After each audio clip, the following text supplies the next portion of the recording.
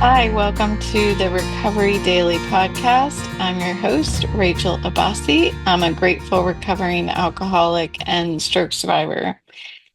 And the kids are gone. Well, they're not kids anymore. They're adults, young adults, but they are gone. So I have a quiet house again. And I'm still off balance. I can't call it that I'm in a funk because I feel like I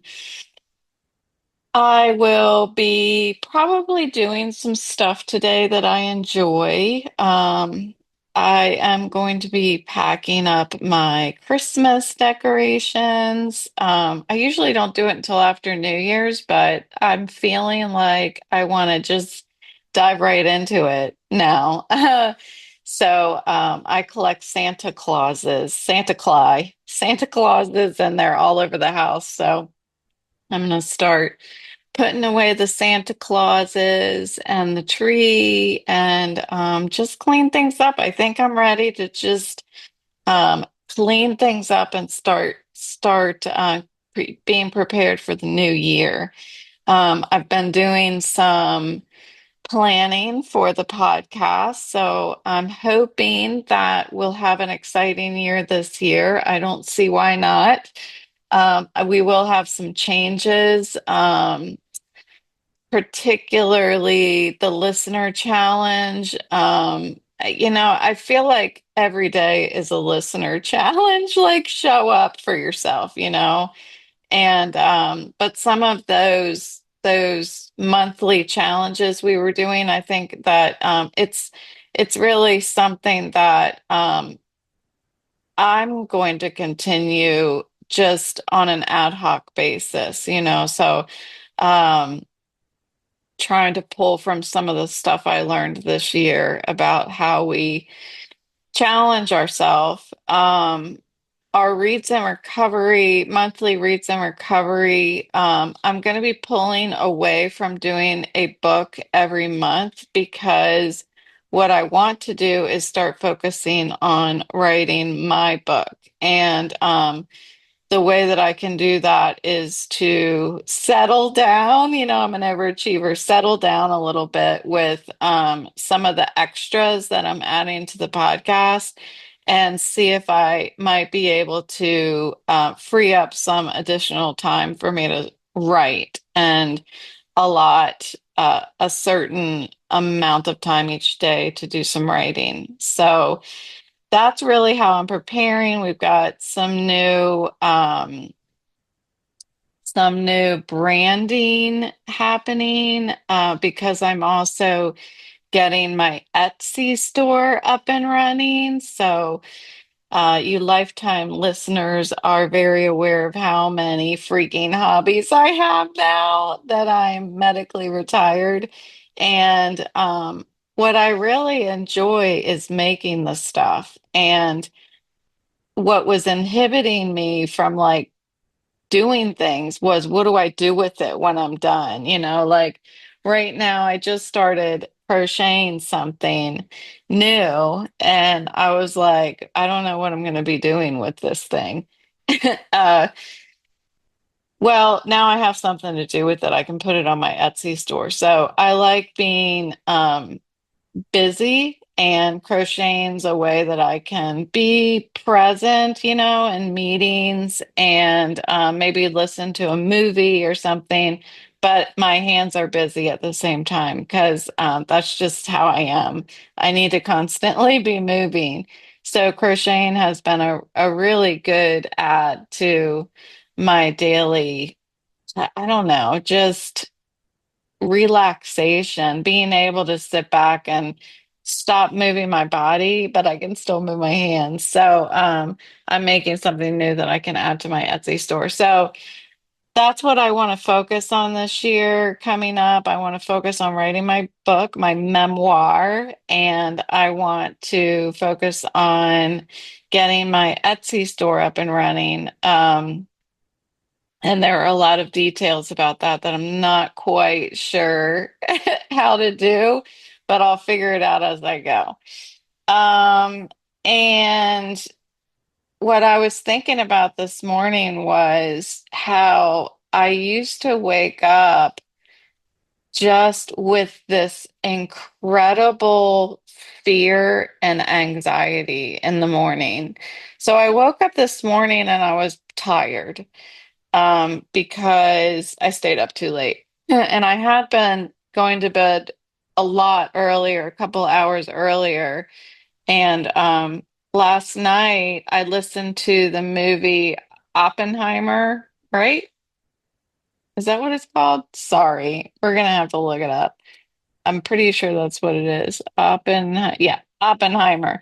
So I listened to Oppenheimer, and it was really good. It was enjoyable. It was long, but when I was done, it ended a little earlier than I had been planning. So I put the puppies to bed, and then I worked on my Etsy store a little bit, uploading some new crafts.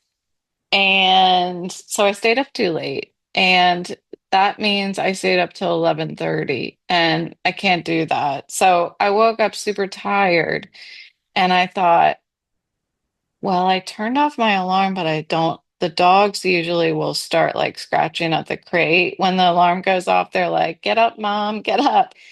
And they weren't doing that. So I thought, oh, maybe I can just keep sleeping, keep laying here.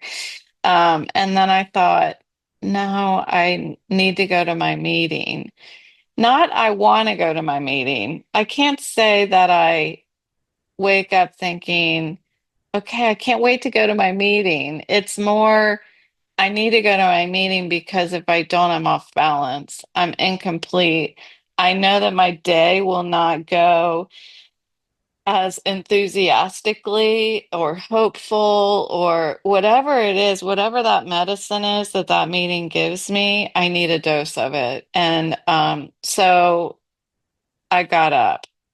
And when I was getting my coffee ready and feeding the dogs, I thought, I could actually just cut out my 7 a.m. meeting and start going to my 8 a.m. meeting, and all of us could sleep an hour longer. And then I immediately thought, no, I can't do that because it's that meeting that I want to go to. And it turned into a desire. It turned into a little bit of a touch of enthusiasm about that particular group. Like I wouldn't feel as, I guess, a part of if I didn't see those specific people in the morning because I really feel like they're family to me. So this shift in the morning starts out with, I want to stay in bed. No, I need to get up because I know what the consequences are if I don't take my medicine, go to my meeting. And then it started to evolve into I want to go to the meeting. And then after I'm in the meeting, I'm thinking, what I was building for myself was an excuse to stay up later and sleep later. I was trying to reorganize my life so that I could do what I want a little more. But what I want, I see where that gets me. What I want would make me stay up even later. So I would end up, if I'm getting up an hour later, I would stay up another hour later and go to bed at 12:30. Like I have this tendency to want to take a shortcut, to do things that are easier for me. And I know through experience that um, what I want is not always what's best for me. So I recognize that, and nothing will change for my schedule. What needs to change is my awareness at night. I don't know what it is about staying up late where I'm like, the world is quiet and I get to be awake and be present in the silence. I don't know why that is because when I'm done recording, this house will be silent, aside from maybe Autumn starting to bark or something at nothing. But for the most part, like the house is silent all day long. My husband is working and he works at home, so he's here. But it's really silent. Like I get all day long to do the things that I want to do. Why do I feel the desire to do it at night? I don't know. I talked to one of my friends about it because she does the same thing. Um, I've always done it. And the more that I was drinking, the more that I wanted to stay up during the nighttime and drink. Um, because what's funny, funny but not funny, funny but not haha, is that even if I pushed back the time of day that I started drinking, I would drink through the night, as long, until I passed out. Um, if I were to start drinking earlier in the morning, I would feel more guilty about that because I'm drinking before 5 o'clock or something. When people say it's 5 o'clock somewhere. Um, if I would drink before 5 o'clock, I felt guilty about it, but I didn't feel guilty about drinking until 3 o'clock in the morning. I only felt physically exhausted and unable to be present in my life.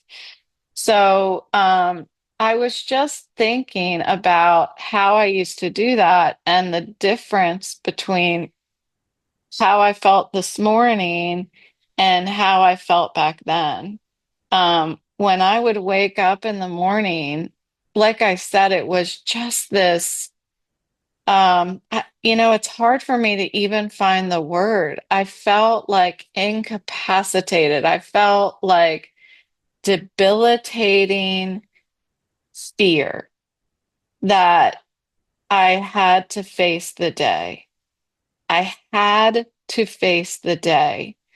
Not I get to face the day, not I need to face the day. I had to face the day.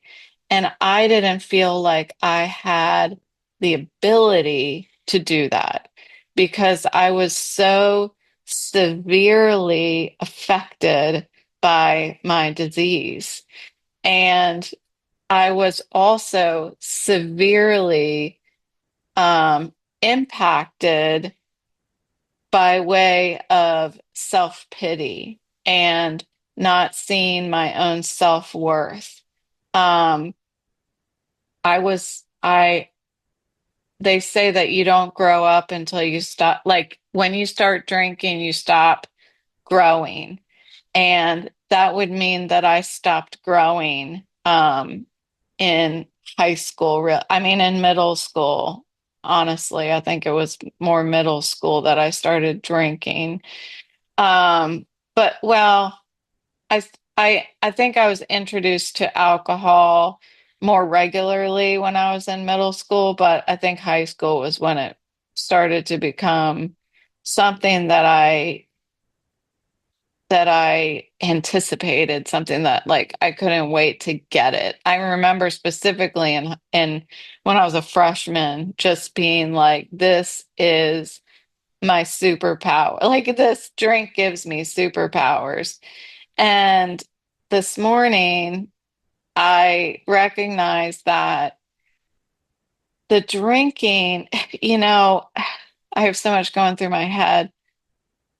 Taking away the drink today, I have superpowers that I never thought I was capable of having. So being sober and having the ability to walk through and challenge my mindset every morning is a freaking superpower compared to what I felt like in the mornings when I was drinking. Um, I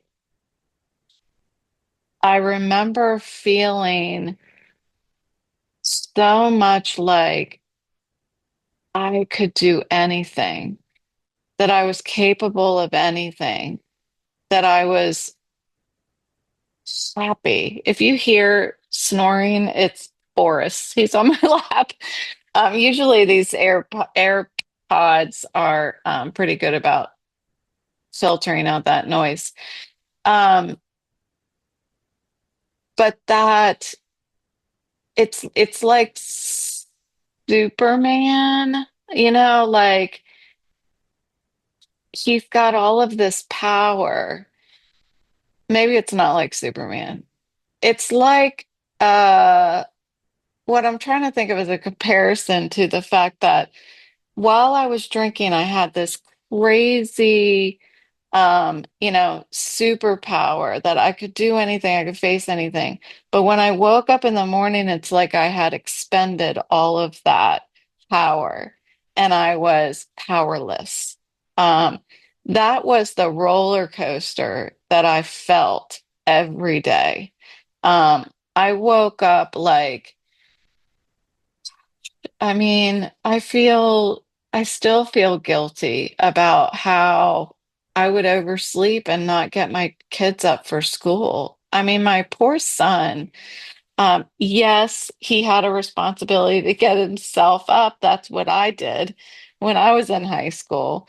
But I didn't help at all. I didn't share with him that urgency that we need to show up to things at the time that we're expected to show up to.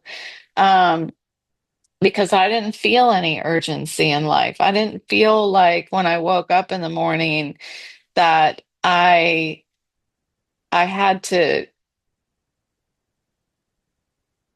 I guess, prioritize where I was going and what I was doing.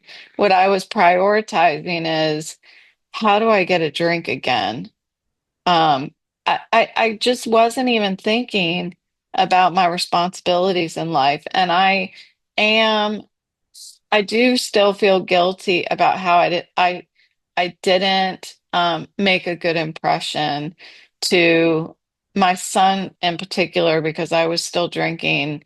I think when he went to college, or I was just, yeah, I think I was still drinking when he went to college.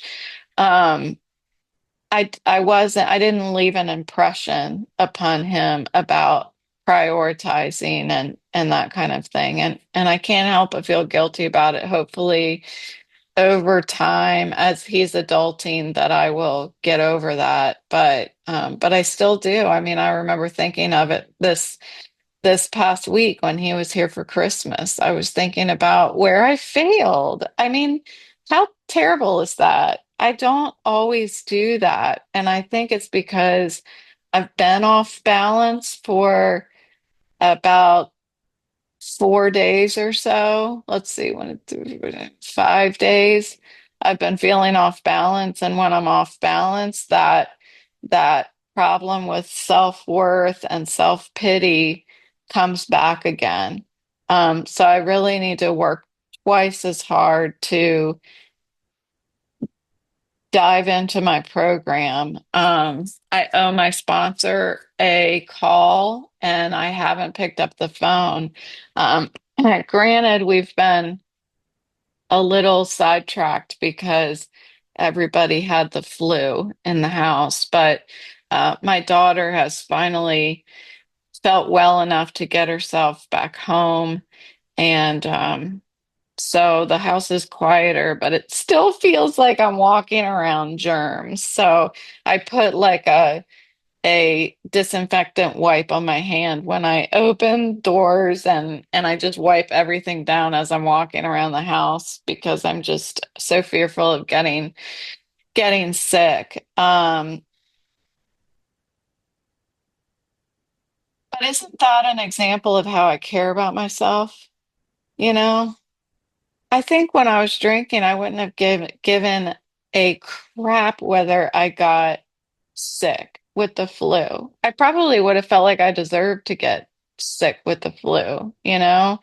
Um, Today I feel like my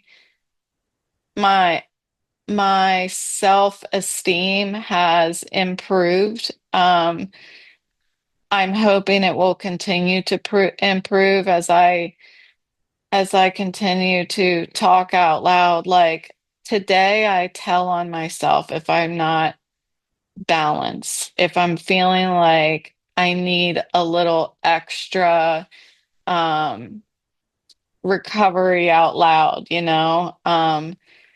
But I am encouraged that I woke up this morning and was self-aware enough to see how my self-talk progressed. And it's 9:30 this morning on a Monday, and I am encouraged. So I went from I don't want to get up to I need to get up to I want to log into my meeting, and it's now turned into I'm encouraged. I'm looking forward to what I get to do today. And that's what recovery is when I show up for myself and I do the work that's needed and just keep walking even when I don't want to. And then here I am. Um, I'm in a place now mentally where I'm ready. I'm ready to walk my dogs again whenever they wake up because they're still sleeping, sleepy heads. I mean, they eat their breakfast and then they go right back to bed. So, lucky them. They have such a prince and princess life. But I'm gonna go down. I'm gonna work on my sourdough bread, take down Christmas, Santa Claus, and whatever else is in store for me. So I'm looking forward to today now. So thank you. Thank you for helping me do that. And I hope you do the same. So thanks for listening, and I'll talk to you tomorrow.